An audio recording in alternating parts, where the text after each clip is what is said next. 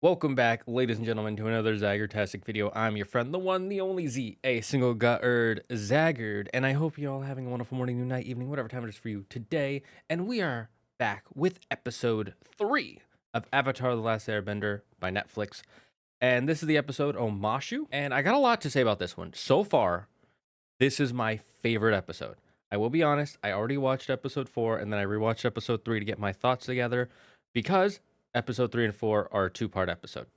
That's why I watched them before recording, just letting you know. But I'm going to focus only on my thoughts on episode 3 as much as I can. Because while they're two parts, they are pretty split from what I remember. And holy, episode 3 was my favorite.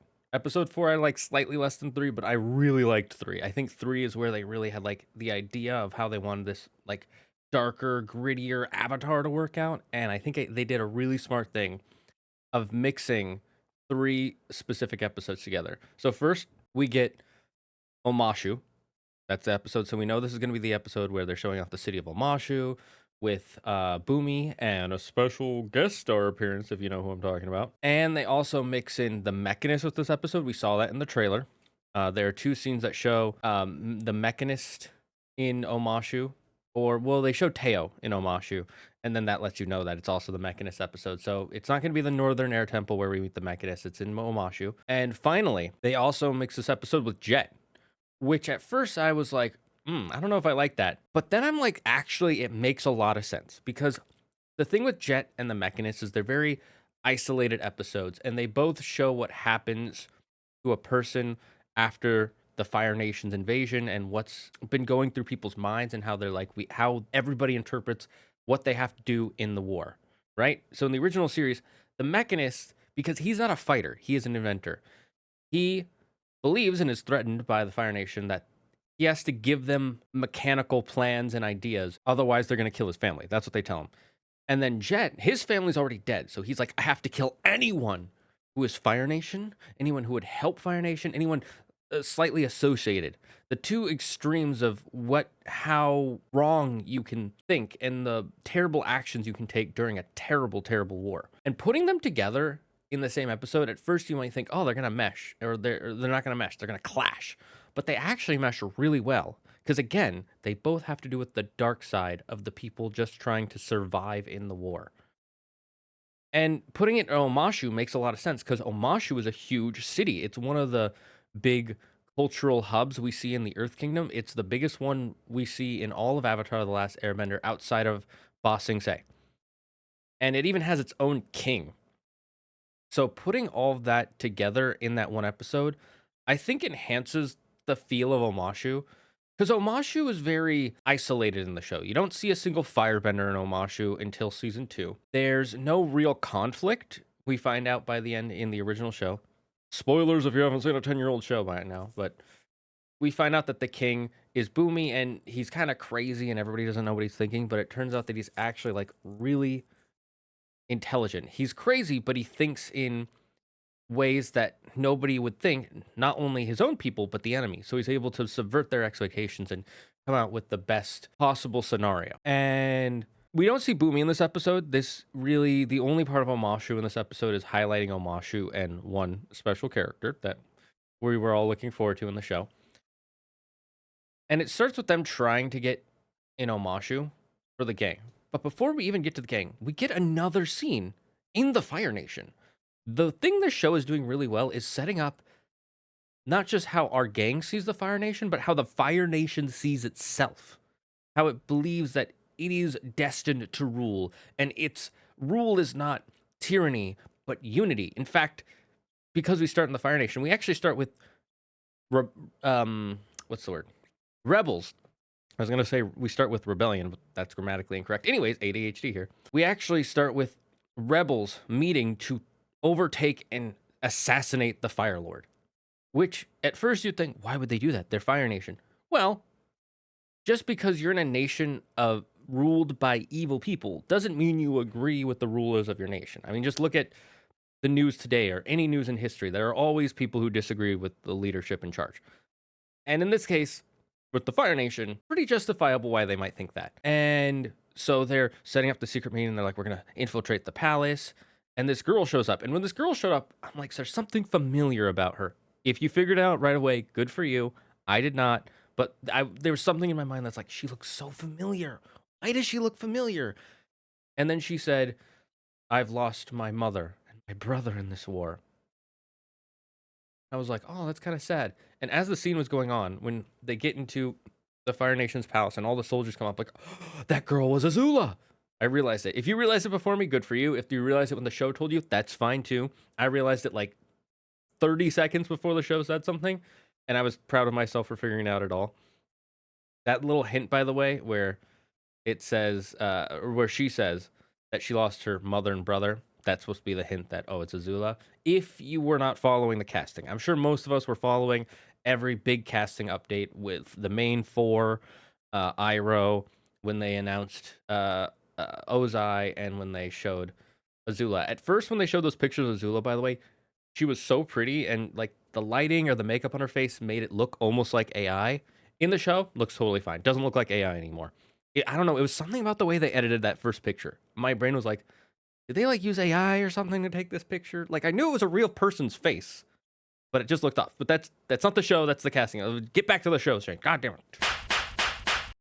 Anyways, we get to the Fire Nation, and they actually are like, we are going to break free from this tyranny. And Firelord Ozai says, tyranny? I think you mean unity. Like he straight up sees his rule of overbearing on his own people as unifying everyone as one group. And it shows that his belief isn't just straight up, oh, I just want power, but he truly believes that all nations should be under one rule instead of separated, instead of divided. We should all be one peoples, and that peoples should be the Fire Nation. The Fire Lord should rule all.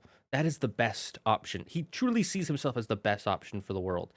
And I like that. It doesn't make him some tragic character. It makes him still kind of psychotic and wrong, but it does put more depth instead of just, I am the Fire Lord, mwah, ah, ah, ah, ah. Because that's more or less all we get of him in Avatar: The Last Airbender. Of course, we get him as like a terrible dad to Zuko and Azula, and a terrible brother to Iroh, and just very power hungry. But we don't get a lot of scenes with him throughout the show. I think there's a total of maybe 5, 6, maybe 7 episodes where he's in it at all.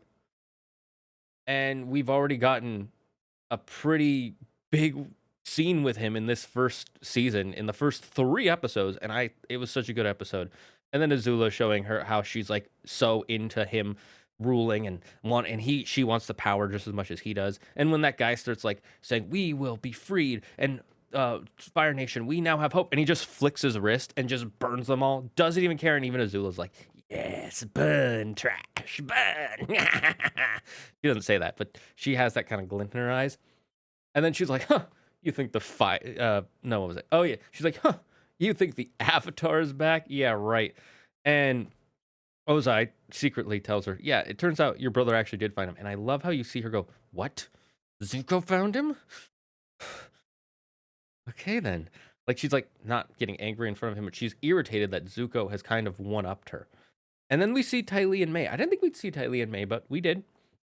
And if they announced the casting for that, I stopped following the casting after they announced Ozai and all that stuff. I didn't want to see too much. So if they announced it, they announced it. I didn't expect them to be in the season, but we got to see them. That was cool. And we see her training with a bow because, you know, perfection. She wants to be good at everything. That's Azula. And the way she's like, there's more than one way to get in this game. Very Game of Thrones-esque. I like how they're doing this. Again, I think they're doing a great job of taking the darker elements of Avatar and really kind of live actioning them is the best way I can put it. And they're pulling back on the cartooniness of it. Not that I don't like the cartoon nature of the original cartoon. But again, as I've said in the previous two, if you're going to adapt it into live action, make it more like live action. And they're doing a good job of that. And they're not taking away from the cartoon. We actually even have, and I'm just going to spoil this now, there's a scene where there's a guy with cabbages, and there's multiple times where like they start teasing that he's gonna say my cabbages, and they keep cutting him off, and then finally something happens and he goes, my cabbages. So they're totally willing to do some of the silly stuff. Totally fine. They just put it in a more serious moment. So let's get back to the gang. They get to Omashu, and the first thing is they're not able to get in because the guards are being like brutal and just like not destroying people's wares and their merchandise. And you might think, whoa, that's so dark. It wasn't in the cartoon. Rewatch the cartoon. The first scene where the cabbage merchant goes, my cabbages, they do the same thing to his cabbage cart. So if you don't remember that scene, I suggest you look it up. So they were just as brutal in the show. And just like in the cartoon, in the live action, they have to sneak in. Though this time they have help from some mysterious, handsome looking man. Well, if you've seen the show, you know it's Jet. And this is where they go in the city, and it's because Aang is looking for someone who was flying around, an airbender. Turns out it's Teo. He's like, "You're no airbender." And he's like, "Yeah, of course not. Why would I be?" Because he doesn't know Aang's an airbender yet. And then the explosion goes off. Turns out there are Fire Nation soldiers in Omashu who have been setting up bombs and assassinations throughout the city. Maybe not assassinations, but why else would they be bombing the city? And it makes sense. This is a major city with a king. Why would there not be Fire Nation spies? Even like the best of nations have spies within them. Like the CIA. They are spies, and I'm sure we have agents in every major country in the world. So it would make sense, and I'm glad they added that whole part into it, because how would a big city, even with the extreme security they have, I'm sure it would be easy for people to get in. Like with the whole group even sneaks in with a simple lie of, oh yeah, we're married to this farmer and stuff. They don't even, by the way, I was wondering if Aang was hiding. If you watch that scene, he says he's married to Katara. It's like, okay, so that's his wife. And then Sokka is his brother-in-law, Katara's sister, right? He doesn't have a cover for Aang. They just let Aang in. He has his tattoos covered, but you see him sitting in the back of the cart with Sokka, and they don't even have a cover for him, which was like, I guess the guy was like, I don't care about your life story. Just go on in at this point. You don't need to explain everyone who you're related to. So that, I guess it works fine. And then we meet the Mechanist, Teo's dad. What's his name again? Sai? I never knew his name was Sai. I always just knew him as the Mechanist. But so we meet Sai, and he's played by, I forget his name, but he's a great actor. He was in Community. That's where he got his big start, or that's where he became well known. And then I also remember he was in Captain America Winter Soldier. He has a small cameo in that. So that was awesome. It was good to see him again. He did a good job playing Sai. He always does a good job playing the kind of intelligent but a little bit manic kind of personality. Like, oh, I've got all these things I'm thinking about, And he's talking to Teo about like how he's trying to do stuff, and it's like, my dad cares so much, and you can see he's doing a good job playing that subtle of like, yeah, I care. I'm also kind of a spy. And he's talking about the air balloon, the blimp, which we obviously know Sokka's going to help him learn about, which he does in the episode. I'm just going to gloss over that. And I like the way that they portrayed this scene with Sokka and Sai talking to each other, where we finally get to see, like, what did Sokka's dad think of these contraptions? Because in the cartoon, again, we only see Sokka's dad in, like, 3 episodes, and he's just like, I'm proud of you, son. But that's after Sokka's accomplished everything. We never got to see what their dad thought of Sokka before all of his experience traveling with Aang. And he's like, yeah, he wants me to guard the village. He wants me to be a warrior like him. And he's like, yes, there are plenty of warriors. There aren't enough engineers. And while it is good to train on talents you think you need, it is also important to work with the gifts you are given in life. And I like that he doesn't say you have to be an engineer because you're a genius, but like he gives him this push, like, be who you are. Don't be what you think you need to be. And that's a good subtle message that the show has in that moment. And then we have Katara meeting with Jet and finding out that Sai has been working with these Fire Nation spies, and she meets the freedom fighters. And then Teo goes with Aang to find, like, oh, where have they been keeping this blasting jelly? And they find out who it is, and they find like a cloak, and I guess that cloak means it's Jet. I still don't fully understand how they figured out it was Jet. Like, did he write his name on the inside of it? Did it say property of Jet or something? I'm a little confused. But regardless, that's while Katara's with Jet, finding out that Sai has been giving information. So they're both actually doing something wrong, but different types of wrong. Let's get to our other group of people. We get to Zuko and Iroh, and they're working with Admiral Zhao in this one. No, Commander Zhao. He's not Admiral yet. And I guess that makes sense. Sure. They did say they need to work together. It's kind of weird how they changed it. Like, Zuko is banished, but nobody's acting like he's banished. They act like he's still royalty, and I guess he is royalty. He's just not allowed to be in the Fire Nation capital. It's a weird feeling. I kind of prefer the way the cartoon did it, where everyone looked down on Zuko, even though he was the prince. Everybody who was Fire Nation looked down on him. Was like, "You may have been the prince, but now you're just scum." Which, by the way, they Azula at one point when she's talking to Ty Lee, it's like, "Were you almost in danger?" Not really, but what can you expect from peasants? It's like, damn, Azula, talk about elitism. He really has some of that elitist classism going on. And so Iroh, Zhao, and Zuko are talking. He's like, "Let me just talk to some few trusted sources." And Zuko's like, "No, I don't want anyone to know about this because they're gonna take my catch, and then I can't go back to the Fire Nation." They still haven't brought that up yet in the show, by the way. Is he banished, or is he just like tasked with this? I mean, I'm assuming he's banished, but they haven't said he's banished yet. At this point in the cartoon, Zhao already said the banished prince.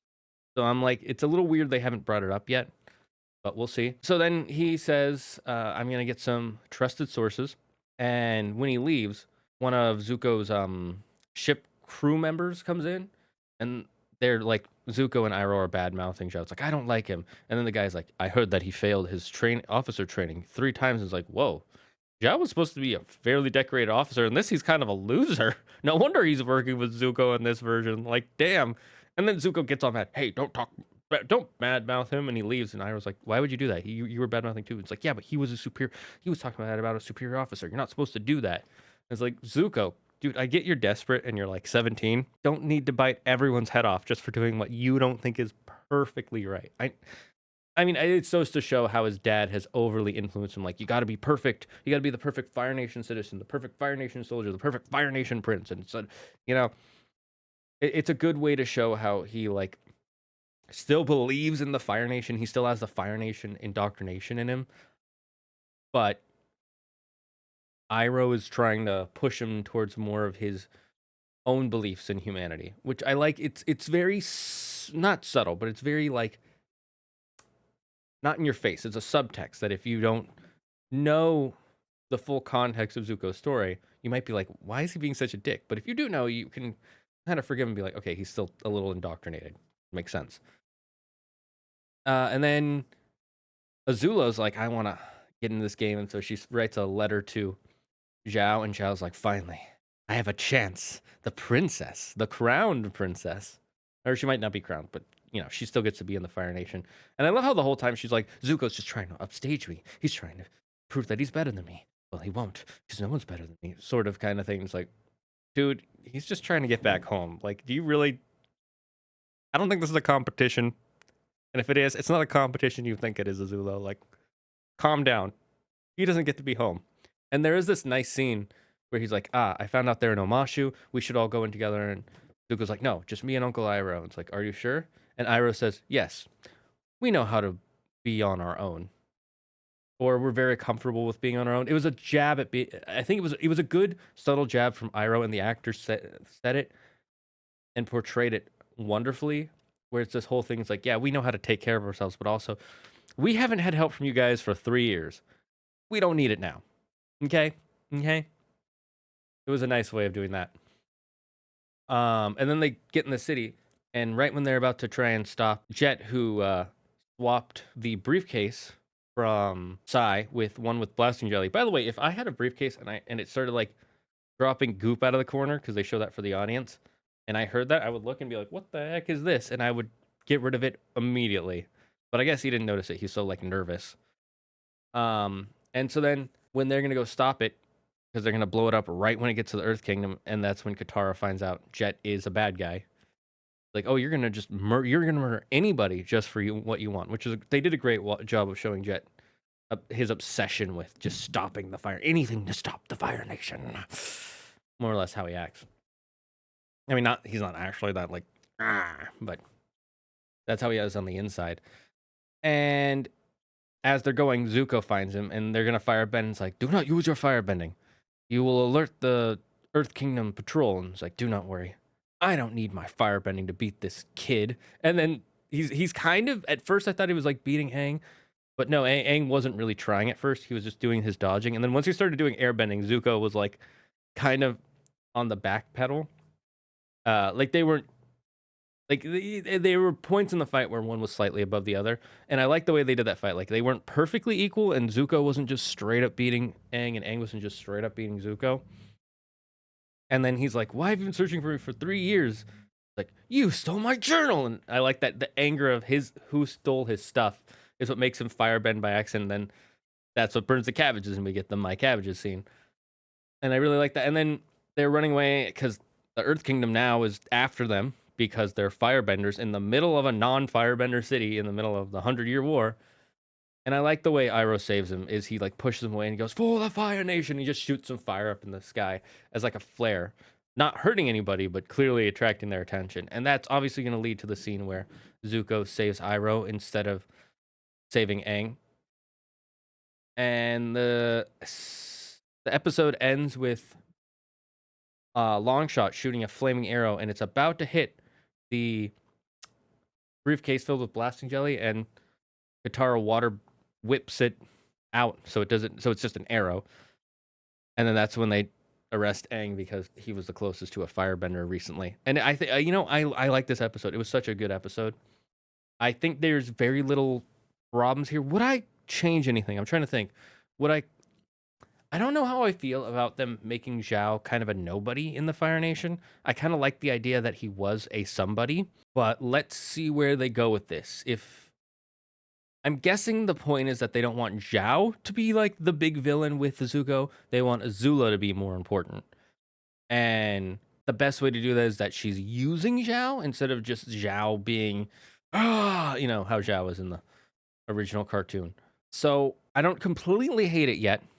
Because Zhao is kind of like they show him as very conniving and calculated in the first episode he appears, but then later he's just like this angry, just I'm Fire Nation, rah! you know.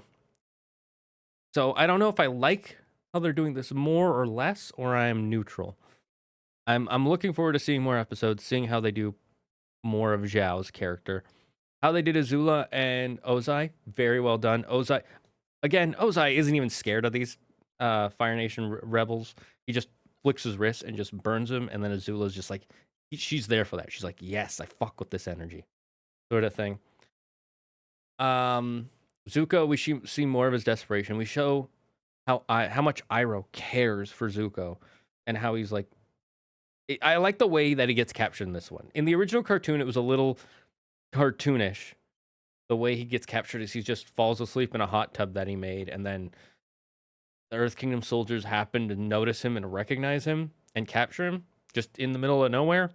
I mean, that could happen, but that seems a little far-fetched. Like this badass warrior, the Dragon of the West, the ex Fire Lord, the almost Fire Lord, the ex almost Fire Lord, able to just get snuck up on by a couple of firebending or earthbending soldiers. Felt a little silly. I like the way they did it in this better, where he willingly got captured to help Zuko. And now Zuko's going to have to make a choice of going after Aang or saving his uncle. I like that a lot. I am looking forward to episode 4. This was my thought before I saw episode 3. I already told you I saw episode 4. But when I saw it, I was like, honestly, again, episode 3 was my favorite so far.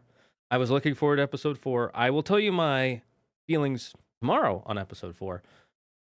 Again, I think this is a good adaptation. Again, is it better than the cartoon? No. Is it better than Shyamalan? Oh my God, yes. But anything would be better than Shyamalan, so I'm not going to use that as a metric. Is it a good show? It is a really good show. I think this is a good adaptation. They do a good job of making it live action.